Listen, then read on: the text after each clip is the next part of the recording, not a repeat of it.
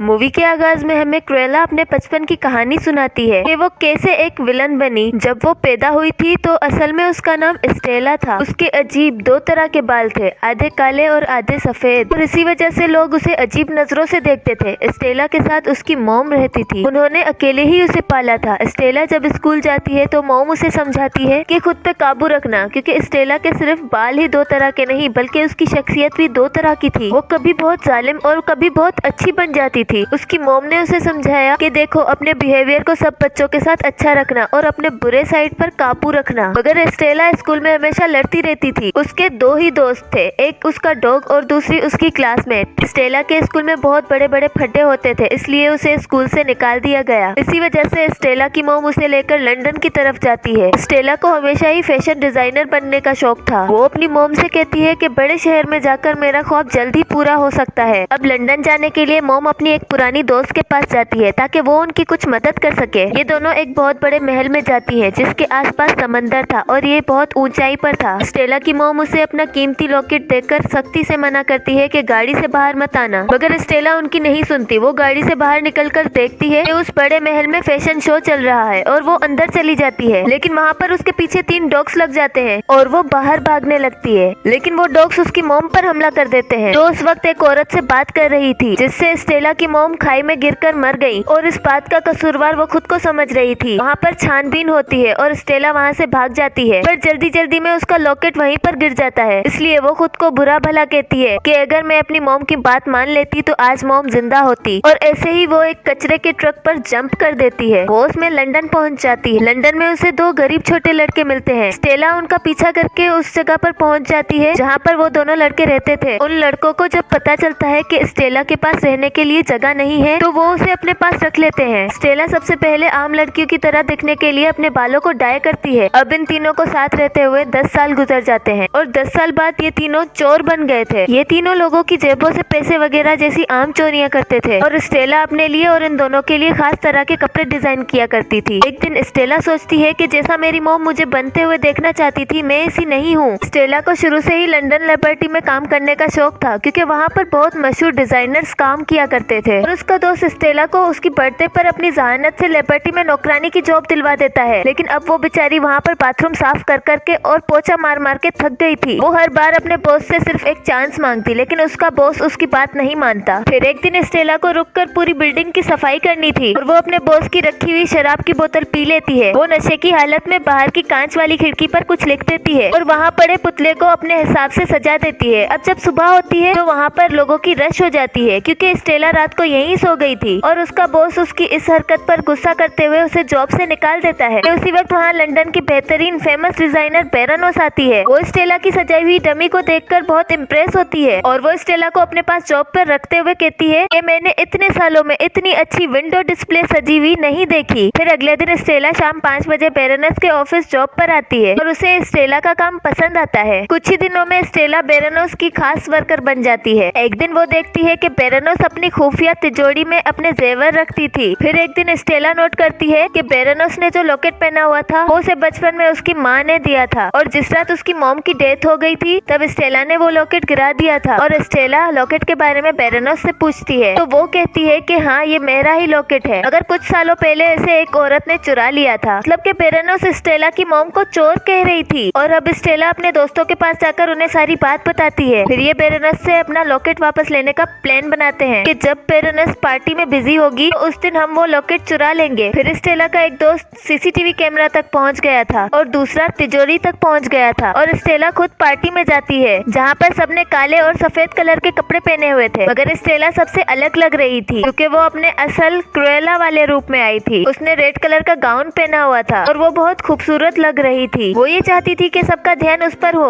और उसने अपने चेहरे पर मास्क लगाया हुआ था ताकि बेरानोस उसे पहचान न सके। पर स्टेला ये देखकर हैरान होती है कि बेरानोस ने वो लॉकेट गले में पहना हुआ था। पार्टी में बेरानोस स्टेला से जेलस हो रही थी कि सबका ध्यान उसकी तरफ था। बेरानोस की पार्टी में लोग किसी और को देखे ये बात उसे पसंद नहीं आती। पार्टी में क्रुएला का एक दोस्त बेरानोस के सामने डिश में बहुत सारे चूहे रख देता है जिससे वो डरकर चिल्लाती है और इस बात का फायदा उठाकर स्टेला बेरानोस के गले से लॉकेट उतारकर अपने डॉग की तरफ फेंकती है। बेरानोस ने वो लॉकेट उस डॉग के पास देख लिया था, इसलिए वो एक खास किस्म की सीटी बजाती है जिससे वही 3 डॉग्स आ जाते हैं जो हमने मूवी के स्टार्ट में देखे थे। अब इनमें से एक डॉग स्टेला के डॉग से लॉकेट छीनकर खा लेता है और स्टेला को सब याद आ जाता है कि ये वही डॉग्स हैं जिसने उसकी मॉम पर हमला किया था और उस दिन बेरोनेस ने ही वो सीटी बजाई थी। उसे सब समझ आ गया था कि उसकी मॉम की असल कातिल बेरोनेस है। वो वापस जाकर सारी बात अपने दोस्तों को बताती है। अब स्टेला फैसला करती है कि वो अपनी मॉम की मौत का बदला जरूर लेगी। वो अपने क्रूएला वाले रूप में ही रहेगी। वो क्रूएला बनकर सबसे पहले अपने बचपन की दोस्त से मिलने जाती है जो एक जर्नलिस्ट बन गई थी। उसे कल रात स्टेला ने पार्टी में भी देखा था और वो उसे पहचान गई थी। वो अपनी दोस्त को बताती है कि अब मैं कुछ बड़ा करने वाली हूँ। फिर क्रूएला अपने दोस्तों को कहकर बेरोनेस के डॉग्स को अगवा करवा लेती है और एक बहुत बड़े डिजाइनर को अपने घर लाती है। क्रूएला के दिमाग में कोई धमाकेदार आइडिया चल रहा था और क्रूएला फिर से स्टेला बनकर बेरोनेस के ऑफिस में अपनी जॉब पर जाती है ताकि वो उस पर नजर रख सके। और फिर क्रूएला बेरोनेस के हर शो में अलग अलग तरह से एंट्री मारती है और बेरोनेस के सारे फैंस और सारे शो का ध्यान अपनी तरफ कर लेती है। बेरोनेस इन बातों से तंग आकर क्रूएला के खिलाफ कोर्ट में केस करवाने का फैसला करती है और वो उसकी दोस्त के पास उसका एड्रेस मालूम करने जाती है, मगर उसके बारे में उसे कुछ नहीं पता चलता कि क्रूएला कहाँ रहती है। फिर स्टेला अगले इवेंट के लिए खूबसूरत गाउन डिजाइन करती है जिसमें लगाने के लिए उसने साउथ अमेरिका से स्पेशल शेल्स मंगवाए थे। अब इस डर से कि क्रूएला मेरे सारे डिजाइन न चुरा ले, बेरोनेस अपने सभी गाउन एक बड़ी तिजोरी में बंद कर देती है और स्टेला घर आकर बेरोनेस के डॉग्स को देखकर अपने दोस्त से कहती है कि मैं इन डॉग्स की खाल से एक बहुत अच्छा कोट बनाऊंगी। अब शो का दिन आ जाता है और बेरोनेस अपनी तिजोरी को खुलवाती है, मगर वहाँ से बहुत सारी मक्खियाँ निकलती हैं। मतलब कि गाउन बनाने के लिए स्टेला ने जो शेल्स मंगवाए थे वो मक्खियों के अंडे थे। अब मक्खियों की वजह से सब लोग बेरोनेस का शो छोड़कर बाहर निकल जाते हैं जहाँ स्टेला अपने क्रूएला वाले रूप में शो कर रही थी। मगर अब बेरोनेस उसे पहचान लेती है कि क्रूएला असल में स्टेला है और उसे ये भी मालूम हो जाता है कि उसने मेरे डॉग्स को मारकर उसकी खाल से कोट बना लिया है। अब क्रूएला अपना शो खत्म करके जब घर आती है तो वो देखती है कि बेरोनेस के आदमियों ने उसके दोस्तों को बांधा हुआ था। वो अपने आदमियों के थ्रू स्टेला को भी बंधवा लेती है और उनके घर को आग लगाकर अपने डॉग्स को लेकर चली जाती है। मतलब कि स्टेला ने डॉग्स को नहीं मारा था। अब ऐसा लगता है कि स्टेला मर चुकी है, मगर अगली सुबह जब स्टेला की आंख खुलती है तो वो बेरोनेस के घर में मौजूद होती है और बेरोनेस का एक आदमी उसके लिए चाय लाता है और उसी आदमी ने उसकी जान बचाई थी। वो उसे लॉकेट देते हुए एक सच्चाई बताता है कि बेरोनेस ही तुम्हारी असल मॉम है। वो असल में एक पागल औरत है। जब तुम पैदा हुई तब बेरोनेस ने मुझे तुम्हें मारने का हुक्म दिया था, मगर मैंने तुम्हें नहीं मारा और एक नौकरानी को दे दिया और तुम्हारे डैड ने मरने से पहले सारी जायदाद तुम्हारे नाम कर दी थी। ये सब बातें सुनकर स्टेला को बहुत दुख होता है और वो सबसे पहले अपनी असल फैमिली यानी कि उसके दोस्तों को जेल से बाहर निकलवाती है जिन्हें बेरोनेस ने स्टेला के झूठे कत्ल के केस में पकड़वा लिया था। वो अब अपने दोस्तों के साथ मिलकर एक प्लान बनाती है। बेरोनेस की पार्टी होने वाली थी तो स्टेला सब मेहमानों को हाथ से सिले हुए कपड़े भिजवाती है जो सब एक जैसे थे। उधर बेरोनेस को पता चल जाता है कि स्टेला अभी भी जिंदा है तो वो उससे मुकाबले के लिए तैयार थी। बेरोनेस की पार्टी उसी महल में थी जहाँ स्टेला की मॉम को यानी बेरोनेस ने अपनी नौकरानी को मार दिया था, क्योंकि उस वक्त वो बेरोनेस से पैसे लेने आई थी ताकि उसकी बेटी का वो अच्छे से ख्याल रख सके। और उस पार्टी में सबने वही कपड़े पहने हुए थे जो स्टेला ने उनके घर भिजवाए थे। वो लोग समझते हैं कि उन्हें ये कपड़े बेरोनेस ने भिजवाए हैं। यहाँ सबने स्टेला जैसी विग भी पहनी हुई थी और अब बेरोनेस के लिए स्टेला को ढूंढना और मुश्किल हो गया था। और उसी वक्त बेरोनेस के डॉग्स बाहर की तरफ भागने लगते हैं और बाहर स्टेला के पास बेरोनेस की सीटी थी जिसकी आवाज सुनकर डॉग्स बाहर आए थे। अब यहाँ स्टेला बेरोनेस को अपनी सारी कहानी सुनाती है और बेरोनेस उदास होकर स्टेला को गले लगा लेती है, मगर फिर वो स्टेला को खाई से धक्का देकर गिरा देती है। लेकिन ऐसा करते हुए उसे सारे मेहमान देख लेते हैं जिसकी वजह से बेरोनेस को अपनी बेटी को मारने के जुर्म में पुलिस गिरफ्तार कर लेती है। यहाँ स्टेला मरी नहीं थी क्योंकि उसने अपने सूट के साथ एक पैराशूट भी डिजाइन किया था जिसकी वजह से वो बच जाती है। अब स्टेला को क्रूएला बनकर ही सारी जिंदगी गुजारनी थी और वो अपनी मॉम को इंसाफ दिलवाकर बहुत खुश थी और इस खुशी के साथ ही ये मूवी खत्म हो जाती है।